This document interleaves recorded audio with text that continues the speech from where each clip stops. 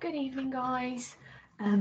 As usual, I'm going to go through your respiration assessment. I am going to talk you through the exam questions, where you went wrong, um, misinterpreting of some of the exam questions. And I know you found this test really hard. Some of you resat it because obviously you weren't prepared before Christmas because of Panto and other things that were going on. But now this is where everything starts to kind of converge together. In biology, your questions are often synoptic, which means that you might have a question where you think the question is talking about, say, for example, respiration, where it might actually be linked to respiration and gas exchange and enzymes because you're linking all of those concepts together, and that's where biology is very different from other sciences. So, for example, chemistry is very logical. The answer is often, for example, combustion is just one type of reaction, whereas in biology you will be linking all of your other knowledge together, and that is very, very difficult to get to grips with. But that's why we do exam practice like this, and that is why your tests are very hard, because they are synoptic. I've started linking in previous topics. So, for example, there was a question on cell structure in this one. There was a question related to enzymes, which was your Corms question. So there's lots of different styles of questions that you are starting to get used to or see, and it is a challenge. However, I'm here to help you through that challenge, and we're here to learn from our mistakes. So that is what we're going to do now, as usual. Okay, so have your test in front of you when you go through this. Pause it at any time, and if there's still something that you don't understand, please come and see me, and we can go through it together. Okay, so the very first question, I really hope you can actually see my screen. The very first question was a trick question that some of you thought wasn't serious, but it is. Okay, so you have a structure of a plant cell here. Okay, so I'm just going to make sure that I've got my highlighter mode on. We have a plant cell here. Oh, yeah, it's working. And it just says plant cells contain organelles. The diagram shows a plant cell containing some organelles. What is the total number of organelles shown in the diagram that absorb light? Now, thinking back to my cell structure, if I'm thinking back to a plant cell, the cell structures that actually absorb light and use that light to carry out photosynthesis are chloroplasts. Now, this isn't a coloured picture, okay? It's not a coloured picture. You're always going to get them in black and white. I am going to give you a tip that if you ever get a picture like this that just gives you nondescript circles that aren't shaded, this one's shaded, this one here is shaded, let me circle that one, because the shaded one is going to be the nucleus. So this one here is shaded, the rest aren't. But if you have nondescript, non-shaded circles in a plant cell, and it has told you it's a plant cell, always assume they are asking about chloroplasts, or they are chloroplasts. If they have a plant cell that has mitochondria in them, they will look different, so you will be able to tell the difference between them. Okay, here we haven't got those. We just have chloroplasts. So I'm going to shade in green the chloroplasts. Okay.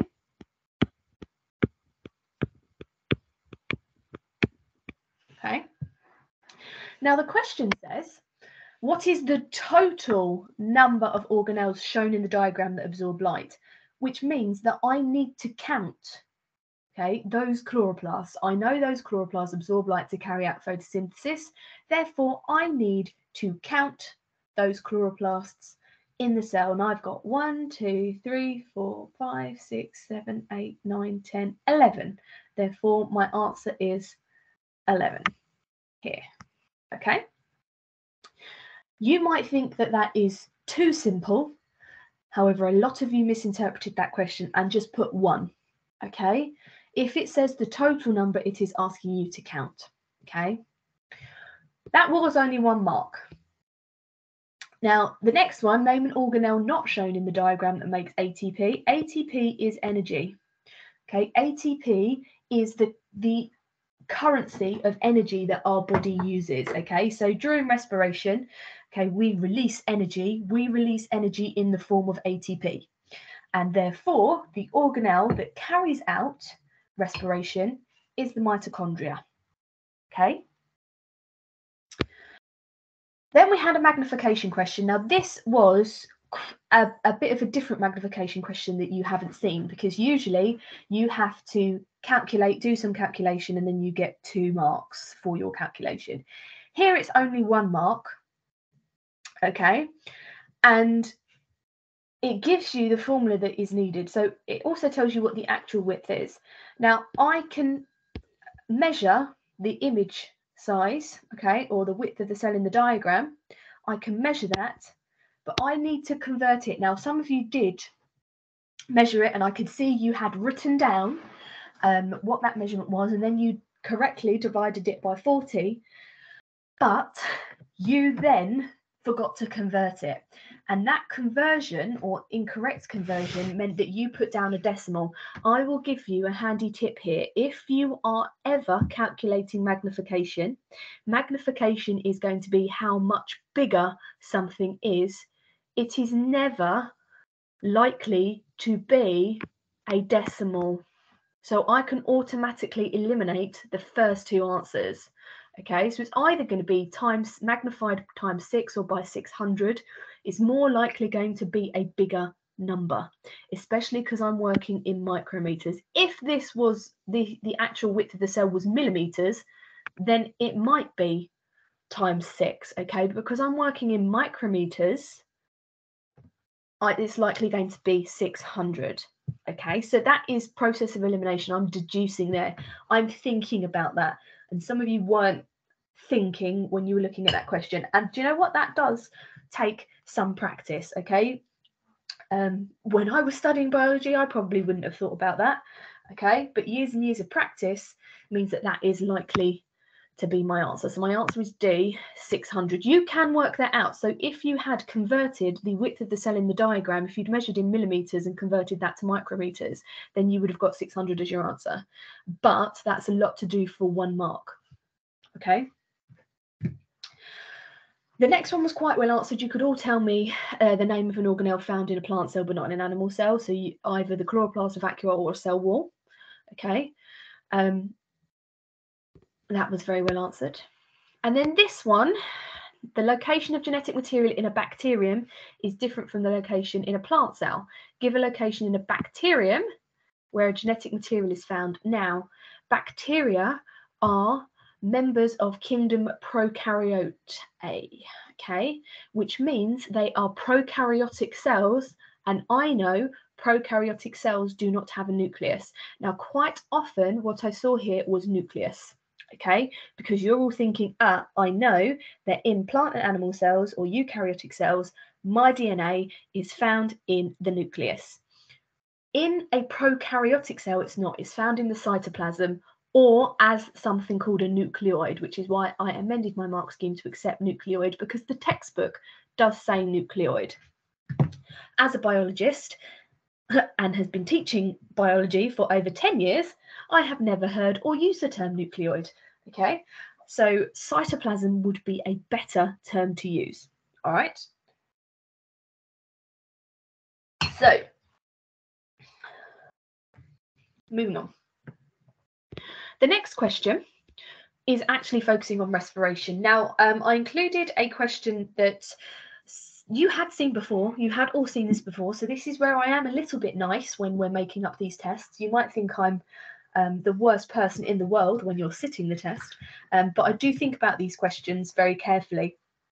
And I wanted to put some practical questions in here because the kind of questions you're going to get on respiration they usually have a practical focus. Okay, so I want to get you familiar with using practical terminology and looking at practicals regarding respiration. I will do a revision video going over the practicals that we went over in lessons, so you can go back over those. That is on my to-do list to do. My to-do list is currently as long as my arm, so I might get to those this term. Can't promise anything though, okay? Now, the balanced chemical symbol equation for aerobic respiration was very well answered. You could all remember that, so well done. I will give you a handy hint for when we go on to for photosynthesis. You just have to remember the reverse of that, so you don't have to remember anything new. Okay. This question wasn't as well answered because I think some of you misinterpreted it. Now, this diagram, we had something very, very similar. It's a simplified diagram of the manometer that we had. And I'm just going to find a picture of the actual diagram we had set up. Bear with me a second. Respirometer.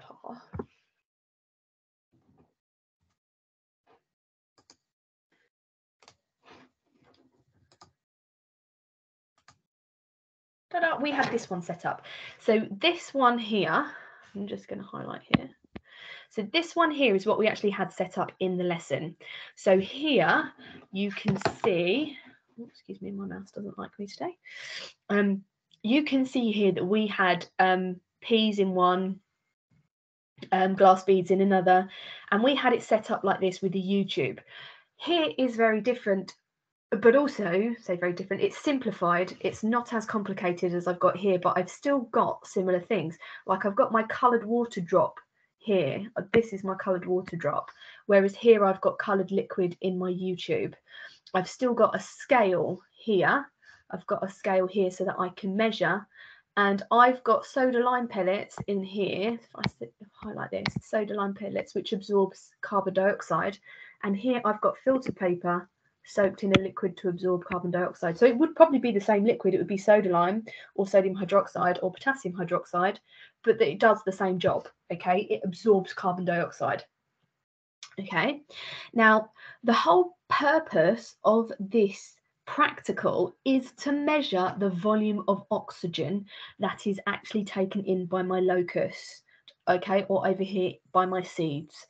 Now the way that this happens is through suction. So if I want you to imagine that you are drinking, you're drinking through a straw. Now the only way that you can get your liquid up the straw, okay, is by sucking in. And as you're sucking in, you are removing a gas. Okay, you are removing a gas that is drawing your liquid up the straw, okay, and that is called suction. All right, now to actually get this water drop to move, I need to create suction. Now I can do this, okay, just by respiring normally, because I have removed my carbon dioxide. Now, removing my carbon dioxide takes out some of that gas, okay? So if I'm breathing normally or respiring normally, let's say, I'm going to use proper biological terms. If I'm respiring normally, I am taking in oxygen, I am releasing carbon dioxide, and I'm going to take in the same amount of oxygen that I give out in terms of carbon dioxide. So if I take in 5 centimeters cubed of oxygen, I'm going to give out 5 centimeters cubed of carbon dioxide. Okay, so there'll be no change in gas if I'm respiring normally. But in this little setup here, I am absorbing carbon dioxide. So this little piece of paper is absorbing any carbon dioxide that my locust is giving out. Okay, so if I'm taking in 5 centimeters cubed of oxygen, and the carbon dioxide I'm giving out, that 5 centimeters cubed of carbon dioxide I'm giving out, that's being absorbed here. Okay, so there is going to be a difference in the gas, okay, pressure within my conical flask. And if there's a difference in gas pressure, there will be suction, just like in my straw. Okay, to remove a gas means that I create suction. And that's what I'm doing here. Okay, so my coloured water drop, if there is suction, is going to move in the direction the suction is. Okay, much like with my straw. Okay, because my locust is down here, okay, this is where he is, my coloured water drop is going to move in this direction. Okay, so it's going to move towards the locust or to the left. Okay, that is one marking point here. The second marking point, because it's an explain, you have to tell me why. Okay, so it moves to the left or towards the locust because, okay, remember for explain questions, normally you would expect to say because, okay, the locust is taking in oxygen due to respiration. Okay, you don't have to have the due to respiration bit. Okay, you will still get a mark because it's only 2 marks. Okay, you will still get a mark if you say it moves, the water droplet moves to the left or towards the locust because oxygen is being taken in. You can't say, the only time that this they won't give you that mark is if you say as oxygen is being breathed in. If you said taken in, fine. Okay, due to respiration, that is perfect biology there. Okay, but if you said oxygen is being breathed in, then that wouldn't be acceptable because technically the focus of the question is respiration. Okay, so just be careful there. So the next question was quite well answered. You could all get at least 1 mark here.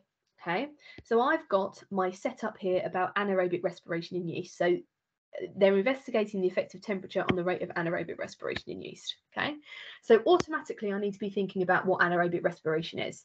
All right, now the oil layer prevents the entry of air into the glucose solution. Explain why this is necessary. Why do I need to prevent air from getting into my glucose solution?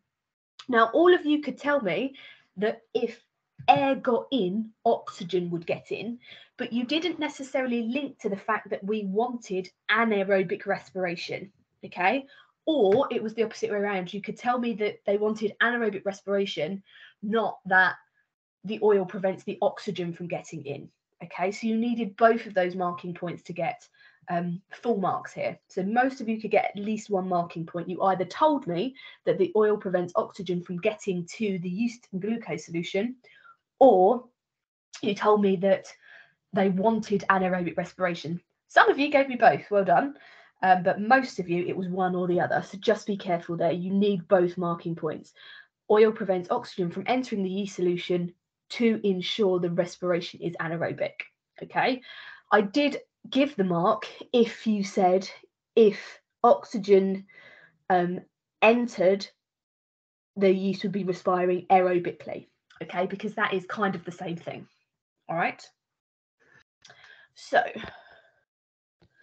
this question, you could all tell me the mean. Well done. Okay, which was 11.75 or 12. Now, on the mark scheme, it does say 12 is on the answer line, but it will accept 11.75 because nowhere here does it say to 2 significant figures or, you know, to no decimal places. That's the word I was looking for. But because these are all whole numbers, you can make the assumption that they want it as a whole number, therefore you're going to have to round up. Okay, you don't lose marks if you don't put that. Okay, 11.75 is fine. 11.75, sorry, is fine. Okay, I will say when you're doing this, please, please, please show you're working out, because I can't tell you where you have gone wrong if you just put some random numbers down. Okay, and sometimes that is what it feels like when you're doing these. Okay, always show you're working out in maths and in science, because you get marks for your working out. That's why these are 2 marks or 3 mark questions, because you get marked on your thought process. And if I can't see your thought process, I can't mark you for it. I know it's happening because you've answered my question, but I can't mark you for it. All right, so just be careful here and show you're working out, please. Some of you are really good at doing that, and others, probably because you can do it in your head and you find it really easy, okay, you don't. But when you do go wrong, and trust me, it will happen, when you do go wrong, that will lose you marks, okay? Now, the next one. This was very poorly answered. I don't know when you did percentage change in maths. I think some of you did tell me that it was in year 9, but you guys can't remember it at all. Okay, so this is going to be one of your gaps that I'm going to highlight for you, okay? Because to calculate percentage change, you need to do the difference. So you need to calculate the difference between the numbers that you've been given from the table, and I'll walk you through this in a second, divided by the original, multiplied by 100. That is the formula that you need to use. Now, from the table, the question's asking you to calculate the percentage change in the mean number of bubbles. So I'm looking in my final column, which I've just done here. So this one, mean number, that one, produced in 1 minute as the temperature increases from 15 degrees to 45. So the numbers that I need this one and I need this one. Okay. Now I'm going to put a star by number 15 because that's going to be my original value. That's what I started at. That's my first value. So that's going to be my original value that I'm going to put at the bottom here. So I need to know, so I've got 6 and I've got 14. I need to know what the difference between them is. Okay. Now, if I take one away from the other, I get 8. So that is my difference. My difference is 8. And I divide it by my original, which if I look back at my table where I put my star, my first value is 6. So I do 8 divided by 6, which equals 1.3, and I multiply 1.3 by 100 and I get 133%. Okay, and that is how you do percentage change, okay, or percentage increase or decrease. Okay, here it just says percentage change, so we'll always do difference divided by original. Very rarely will it ask you in biology to just do a percentage increase or a percentage decrease. It will just say change. Okay, so just remember that difference divided by original times by 100. Okay, then it asked you to explain the change in the rate of respiration by yeast as the temperature increases from 45 degrees to 60 degrees. So now I'm going to change my highlighter to blue. Okay, from 45 degrees to 60 degrees. Now it went from 14 down to 2. Okay, now the first thing, you don't get any marks for saying this, unfortunately, but the first thing that you can tell me is that the rate of reaction decreases. I know the number of bubbles produced decreases. You don't get any marks for that, but it means I know you've read my table, because some of you said that it increases because, you know, when we're looking at temperature and enzymes, okay, because this is related to enzymes, because respiration is an enzyme controlled reaction. Okay, if you're talking about enzymes, if I'm increasing my temperature, then I do have more kinetic energy and I have more collisions. You can see that from here because it gradually goes up to 14 at 45. 45 is the optimum temperature. Okay. However, once it's over 45, something happens because it's gone down again. Okay. And that's what it's asking you to identify. So I can clearly see here that there has been a decrease in the rate of reaction of respiration. Okay, now my increase in temperature denatures enzymes. That's one marking point. You get one marking point for telling me that denatures enzymes. This is a 3-mark question, which means I need to explain what denaturing means and why it's affecting that rate of respiration. Okay, that is my next 2 marks. So this means that the active site changes shape. That's 1 mark. Okay, active site changes shape. So I'm explaining what denaturing means now. So the substrate cannot fit into the active site. Therefore, my rate of reaction falls. Okay, that's how you get 3 marks on that question. Okay, some of you got at least 1 mark because you could tell me that enzymes are denatured, but you spent more time talking about the results table, which unfortunately you're not credited for here, which I think is actually really mean of the mark scheme. But that just goes to show for your exam board that they are incredibly specific. Okay, this is the 50th time you've heard me say that I dislike this exam board intensely. Okay, so the next question was your graph.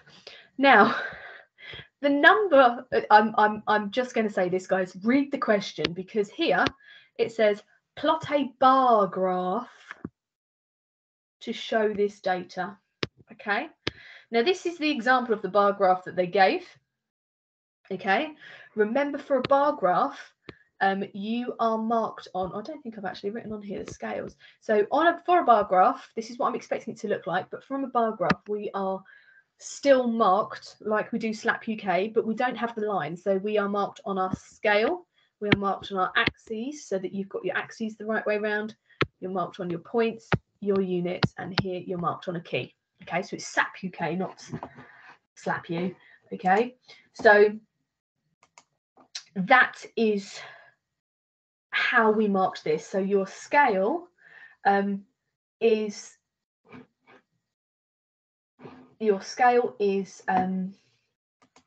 sorry guys, I just got a message on Teams, had to check. Your scale doesn't have to be as specific as mine, okay? I think some of you just went up in ones, absolutely fine, as long as you're going up to 6. Now, some of you, I didn't.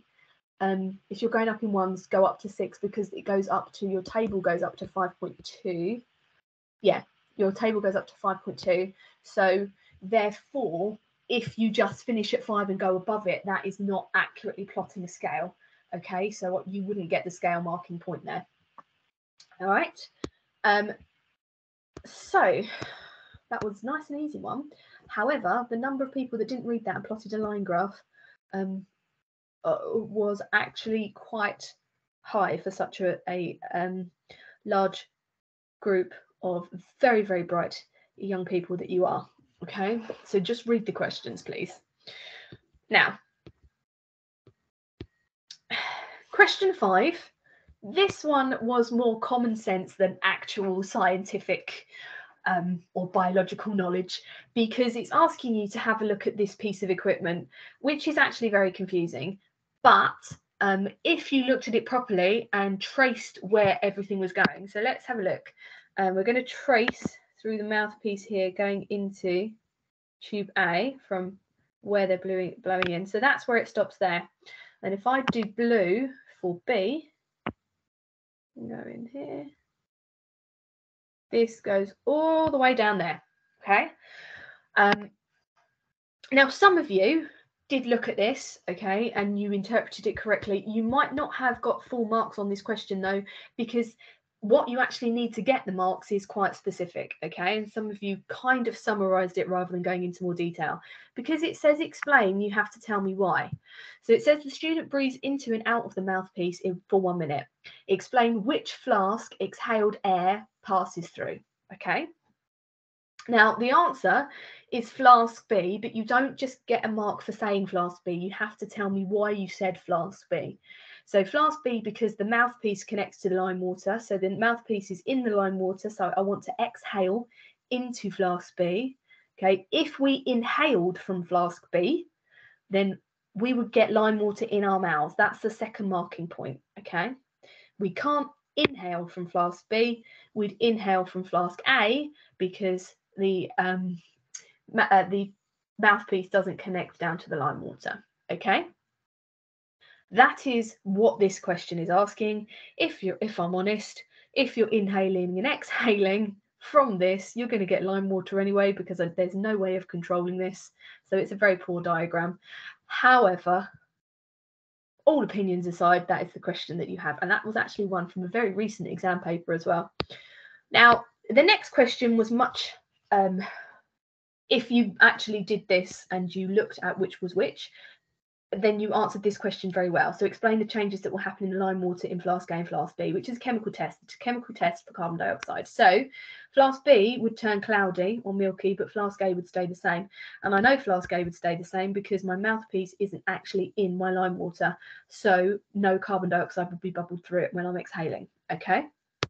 So you need to remember here that lime water is the chemical test for carbon dioxide. Now, that is a link with chemistry.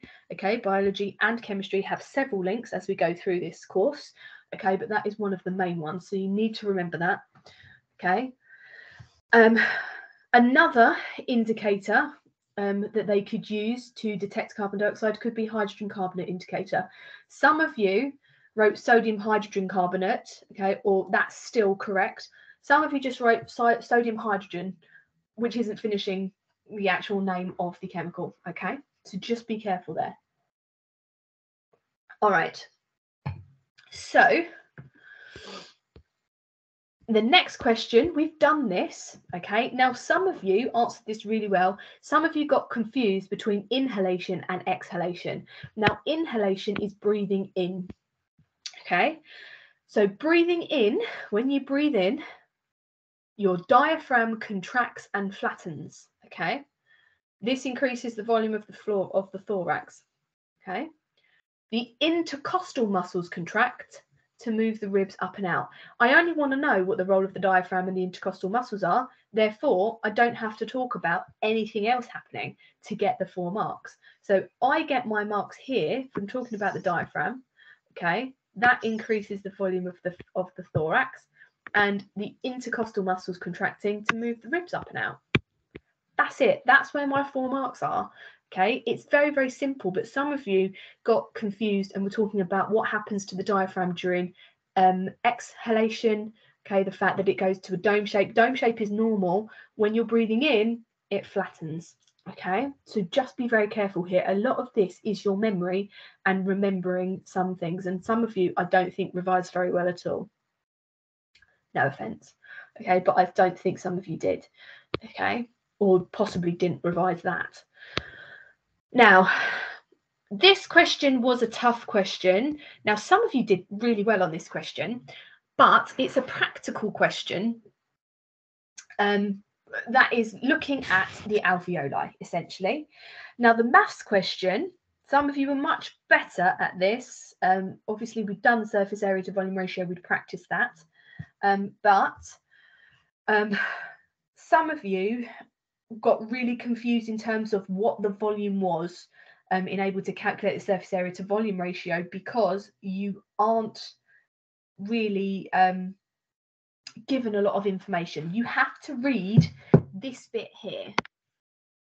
So you have to read the method to work out what he's done to be able to calculate the total surface area and to be able to then calculate the surface area to volume ratio. Okay. Okay, so here my side length in centimeters is 1. Therefore, the surface area of 1 cube in centimeters squared is 6. Now you got 1 mark for 6. The total surface area in centimeters squared, okay, should be 48,000. Okay. Now, the reason it should be 48,000, okay,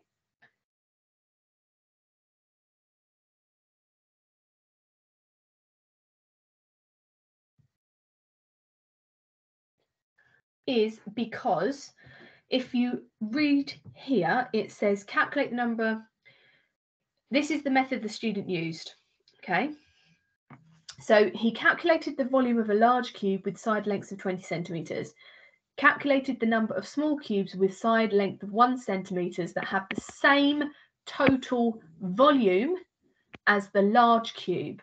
Therefore, I need to calculate here that the surface area of 1 cube here for the sides of 1 centimeter, for the side length of 1 centimeter, sorry.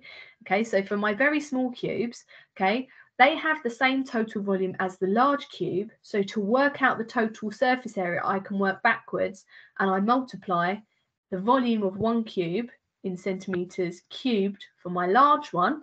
So I multiply this one by this. So I multiply 8,000 by 6 and I get 48,000 for your total surface area. Okay. Then to work out the surface area to volume ratio, okay, I've got surface area here, okay. Oh, not surface area to volume ratio. We're looking at the total surface area ratio of large cube to small cube. So I do this one to this one. So I do 48,000 to 2,400. If I divide 48,000 by 2,400, I should get 20 to 1. Okay. Sorry, that was a bit garbled. I was trying to read the method at the same time as talking, and my brain can't do 2 things at once. Okay. So in order to work out my total surface area, I have to work backwards using the volume of your large cube, or the total volume of your large cube, and your surface area of the small cube. Okay. and I'm getting that information from the method up here. Okay, now then you had to evaluate this student's model, and the model that he is talking about is this here. The surface area of a lung is increased because there are many small surface area rather than one large one, and this is what he did to prove it. Okay, now this is a model of the lungs effectively. All right, now you might disagree and go, that's not a model because it's not something that I can see, but it's something that I can do. Okay, and that is what a model is. All right. In terms of evaluating it to show how well this represents the lungs, that's what evaluate means. What's good about it? What's bad about it? Now, what's good about it is that it shows that there are lots of alveoli. So the model here shows that there are many alveoli because I've got lots of little cubes inside one big cube. Okay, which shows that there is a large surface area for the lungs. That would get you 1 mark. What's bad about it though is that the model is talking about cubes, and I know that the alveoli are not cubes, they are spheres. Okay, so that's what's bad about it. Okay, you only had to give me one of each. Okay, most of you left that blank actually. Some of you just didn't answer it whatsoever.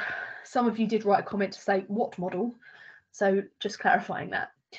The next question was well answered but also wasn't well answered, so you could remember the adaptations of the alveoli, but you didn't necessarily write them enough to get your marks. Now you've got 3 marking points here, but it says that the results show that many alveoli increase the surface area, which will increase the rate of diffusion.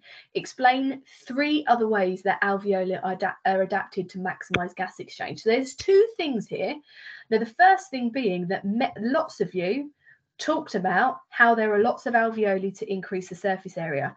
They've already given you that in the question. So I can't give you another mark for that because it's already mentioned here. Okay, so because it's already mentioned here, you can't write it here, all right, because they've given you that in the stem of the question. They will not accept that.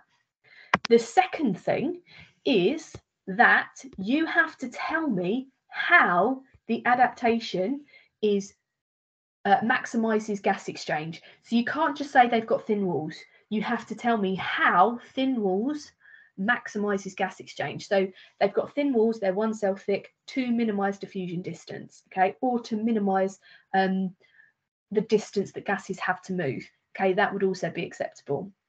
They are moist so that gases can diffuse or dissolve faster. The capillaries are close to ensure concentration gradient is maintained.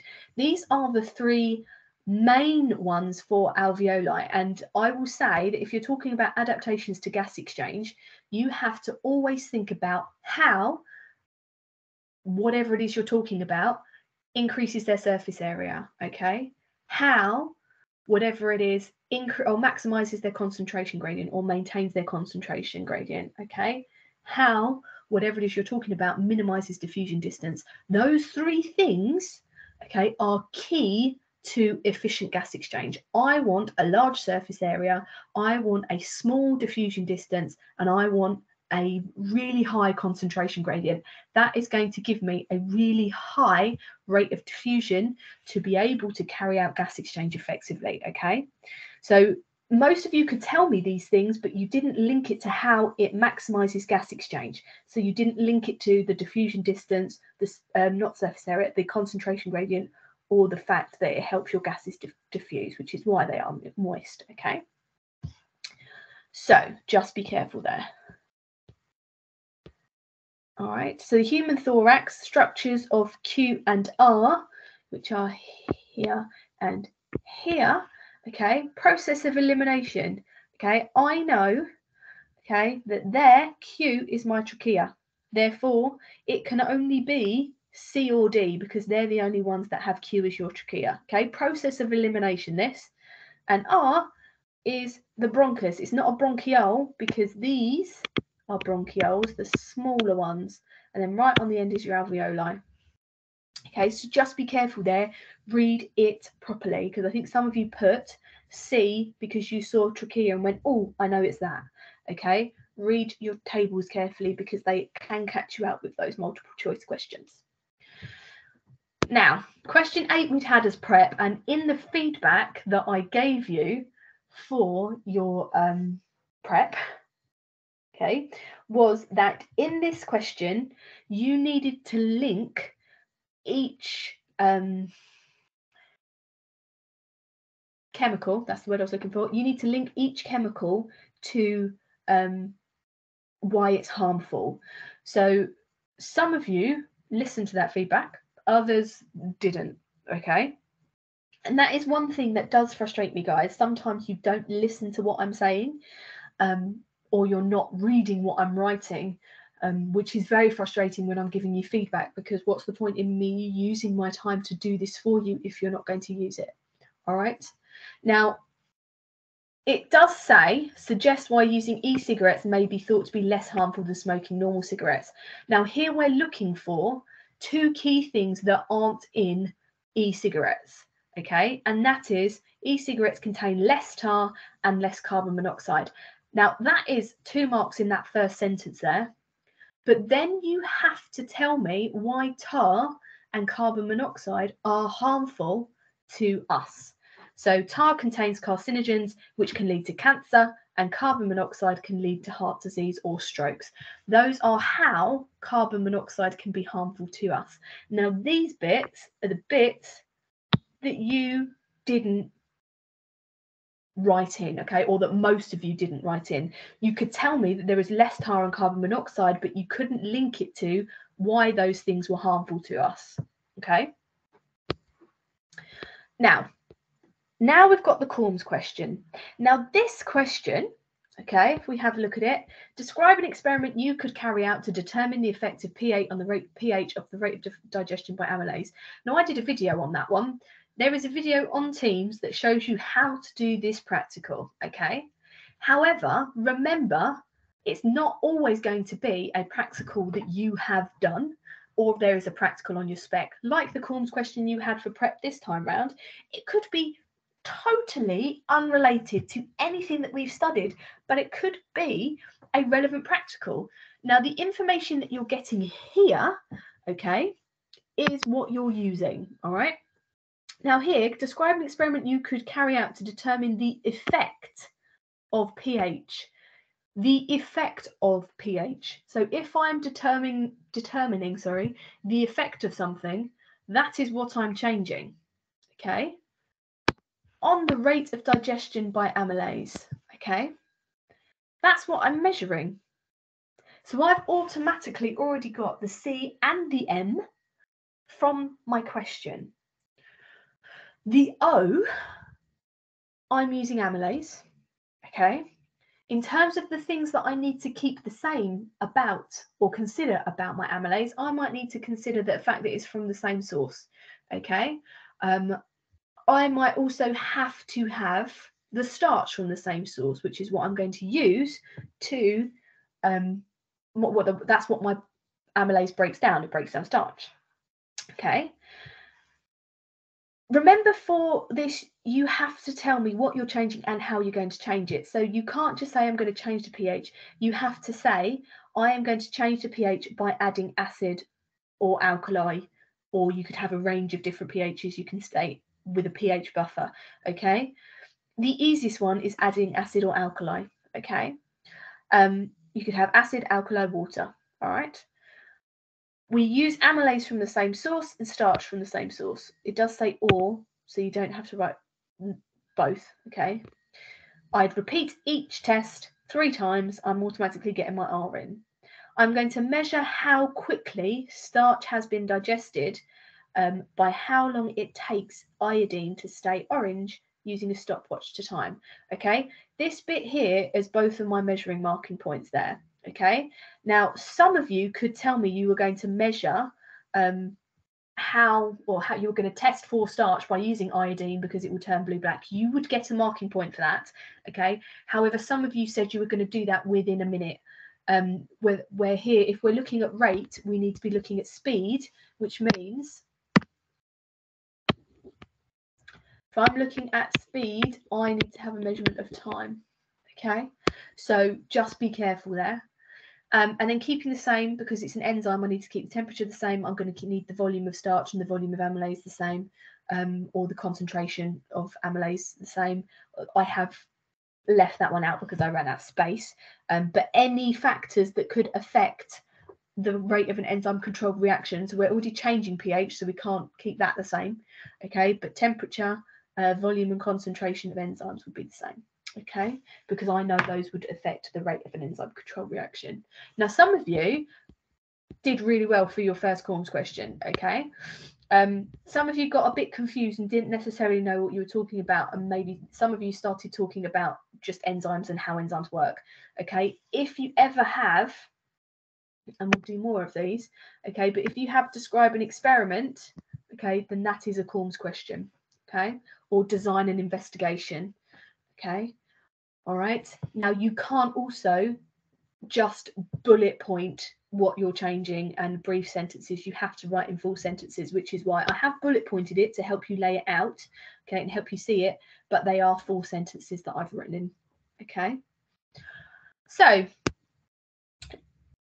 go through, have a look. What I would suggest that you do is that you go through and you highlight on the front of your sheet what the questions or the content that you didn't understand or that you got wrong on your front sheet, so you can use that to help you revise and help you fill your gaps, okay, in your independent study, because there is an expectation that you are using those independent studies or your studies to revise or to catch up on work or to improve your subject knowledge, because we don't honestly have a huge amount of time to fill gaps that you've got. Okay, as we go through this course, obviously the more that we do, you will start to have more gaps, and we do not have enough time at the end of this course to reteach all of them. Okay, we will have time to do some revision and exam practice. There won't be a lot though. Okay, even though we started a term early. Okay, so just be careful there. I am expecting you to be doing work in your independent studies. I am expecting you to use your prep time wisely. If your prep time, so if it's only going to take you 10 minutes to do an exam question I've set, then use the rest of that time to do some reading of the next chapter of your textbook, or filling in some gaps, okay, in your knowledge. Some of you are really conscientious and you do that already, okay, but that is an expectation that I have for all of you, okay? So let me know if you need to, if you're not sure on some things that I've gone through, and I will try and catch up with you at another time. Okay.